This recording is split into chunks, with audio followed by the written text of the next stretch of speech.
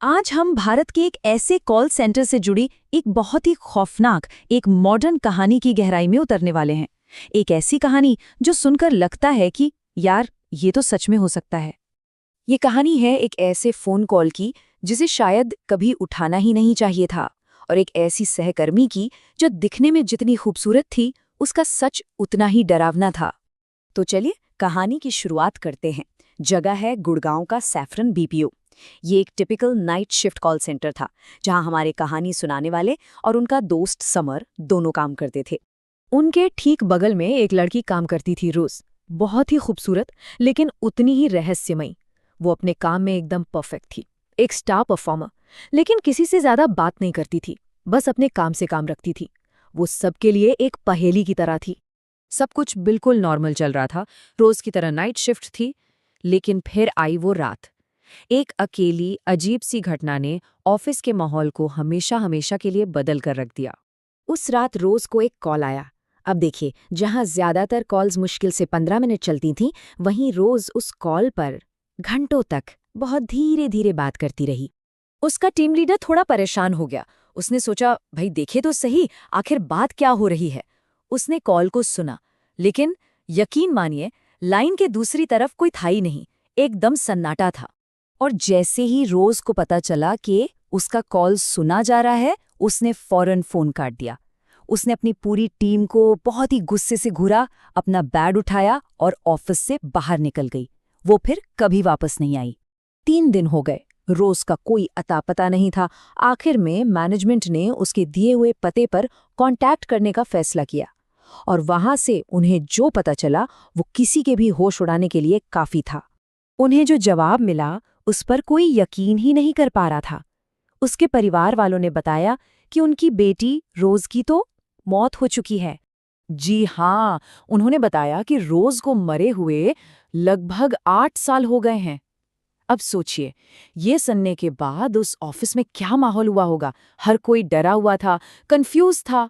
इस खुलासे के बाद तो जैसे ऑफिस की हवा ही बदल गई। एक अजीब सा, अनजाना सा डर सबके मन में बैठ गया। रात की शिफ्ट अब पहले जैसी बिल्कुल नहीं रही, और फिर शुरू हुआ अजीबोगरीब घटनाओं का एक डरावना सिलसिला। लोग शिकायत करने लगे कि खाली गलियारों में किसी के चलने की आवाजें आती हैं। एक एजेंट ने तो यहाँ तक कहा कि उसने वॉशरूम के शीशे में लाल आंखों वाली एक परछाई देखी, जो हूबहू रोज जैसी दिखती थी। कहानी सुनाने वाले के साथ भी एक अजीब घटना हुई।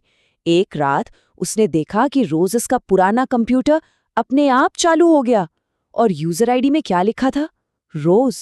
और फिर कंप्यूटर अपने आप बंद भी हो गया। कुछ दिनों बाद जब हमारा कथावाचक छुट्टी पर था, तो उसका दोस्त समर, जो अब तक इन बातों को मजाक समझ रहा था, उसके साथ कुछ ऐसा हुआ जिसने उसे हिलाकर रख दिया। सब शुरू हुआ रात के 3 बजे आई एक कॉल से। दूसरी तरफ से जो आवाज आई वो बिना किसी शक के रोज की थी। इसके बाद जो हुआ वो बहुत तेजी से हुआ। अचानक पूरे ऑफिस की लाइटें बंद हो गईं। घुप अंधेरे में रोज की खाली कुर्सी अपने आप घूमने लगी, और तभी समर को अपने ठीक पीछे से किसी के फुसफुसाने की आवाज आई।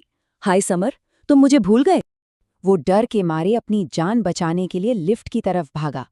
लेकिन जब लिफ्ट के दरवाजे खुले तो सामने ग्राउंड फ्लोर नहीं था। सामने का मंजर किसी बुरे सपने जैसा था। लिफ्ट एक कब्रिस्तान में खुली थी। समर ने उन डरावनी आकृतियों के बीच रोज को देखा। वो सब उसे घूर रही थीं और धीरे धीरे उसकी तरफ बढ़ रही थीं।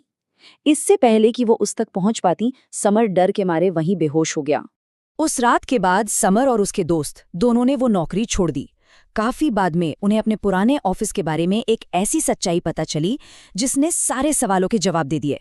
पता चला कि सैफरन बीपीओ की बिल्डिंग एक पुराने कब्रिस्तान को तोड़कर ठीक उसके ऊपर बनाई गई थी। शायद लग रहा होगा कि कहानी यहीं खत्म हो गई। भाई नौकरी छोड़ दी तो सब ठीक हो गया। दोनों दोस्त अपनी अपनी जिंदगी में आगे बढ़ गए, उस डरावनी जगह की यादों को पीछे छोड़ने की कोशिश करने लगे। लेकिन ये कहानी अभी खत्म नहीं हुई थी। कई महीने बीत गए, जिंदगी फिर से नॉर्मल लगने लगी थी।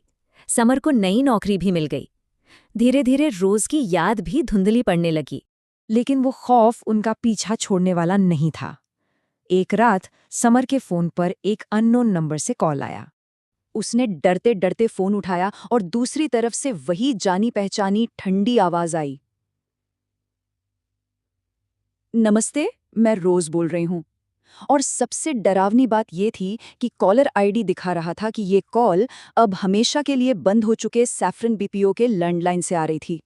कहते हैं कि वो कॉल्स आज भी आती हैं और अपने पीछे एक आखिरी रोंगटे खड़े कर देने वाला सवाल छोड़ जाती हैं। अगर ऑफिस सालों से वीरान पड़ा है, फोन लाइनें कटी हुई हैं, तो फिर